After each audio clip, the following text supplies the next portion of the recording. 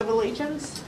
I pledge allegiance to the flag of the United States of America and to the republic for which it stands, one nation, under God, indivisible, with liberty and justice for all. All righty then.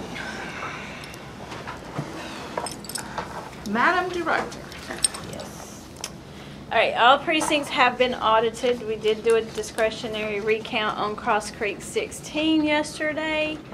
We have checked their ATVs. They are still off by 1. My voter history is off by 2. 1 is, I can account for that. I had a felon vote, which I cannot give her voter history. She has been turned over to the DA's office. Cross Creek 16 is unknown why their voter history is off by 1. Was the felon voter an election day voter? Yes. So we cannot retrieve that ballot? No.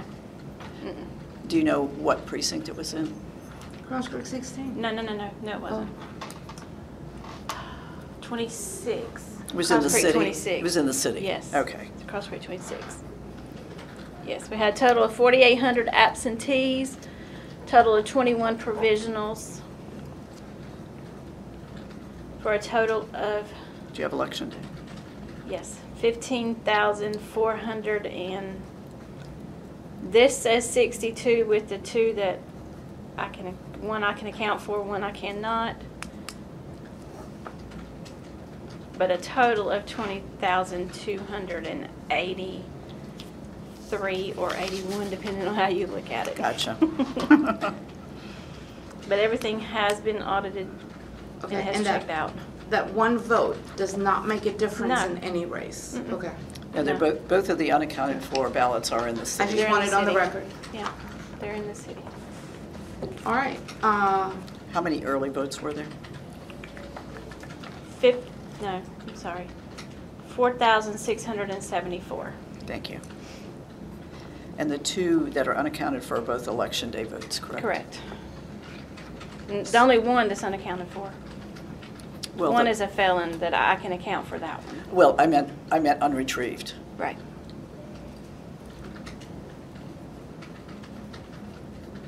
So you need a motion to certify this election. As judicially presented, yes. Okay.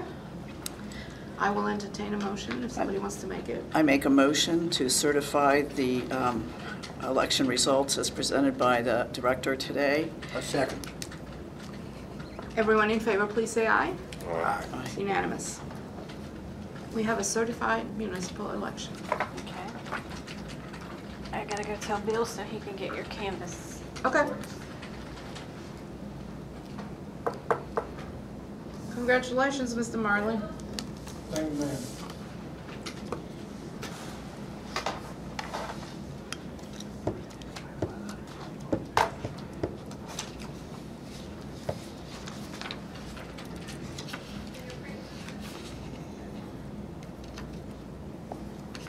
What did she say yesterday? The recount, November 28th? Yes. Did she say what time? 9 a.m. Okay. I just wanted to clarify that the 2 unretrievable ballots were not in the city and not in the other places. Bill's getting the abstracts.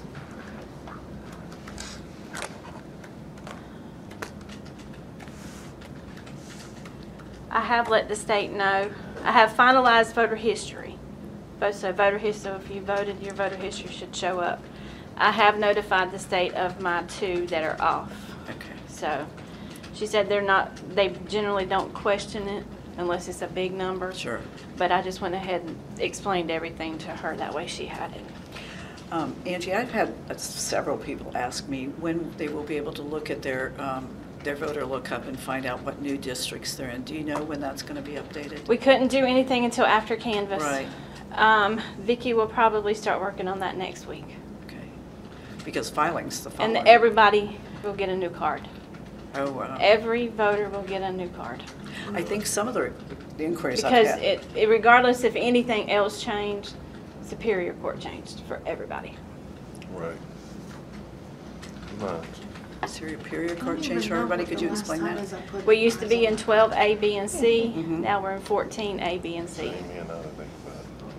So everybody's Superior Court district changed. Are they configured differently or just Just numbered named different. differently? Yeah, because Billy West is the 14th instead Yes. of the 12th. Okay. So it goes along with his district now. What caused that change from 12th to 14th? I have no idea. I mean, is there functionally any difference, or is it just a change in number? It's just a change in number. It doesn't change precincts or anything of that nature.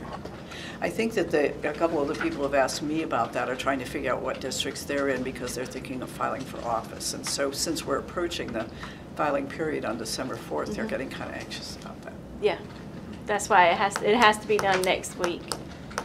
And it'll be audited and it'll be ready for filing. So will people be able to look at their voter profiles next week and figure out what district they're in? Is that what you're saying? I would wait till the first part of December. That way it's been audited and checked. It'll show up, but there may be slight changes. I understand what you're saying. And they can always, we're sending out voter cards the 1st of December. So it'll be a bright yellow card, so you won't be able to miss it. But the filing period is That's going to be 3. upon us.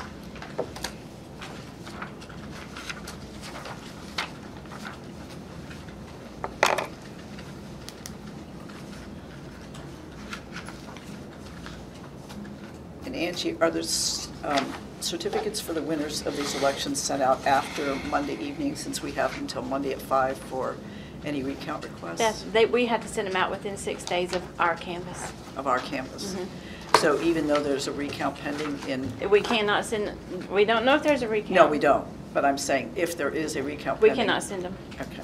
For that particular... For that particular office, we cannot send them. So the recount in Hope Mills is not mandatory. He has to request it. Has to request it in writing by 5 o'clock on Monday. Right?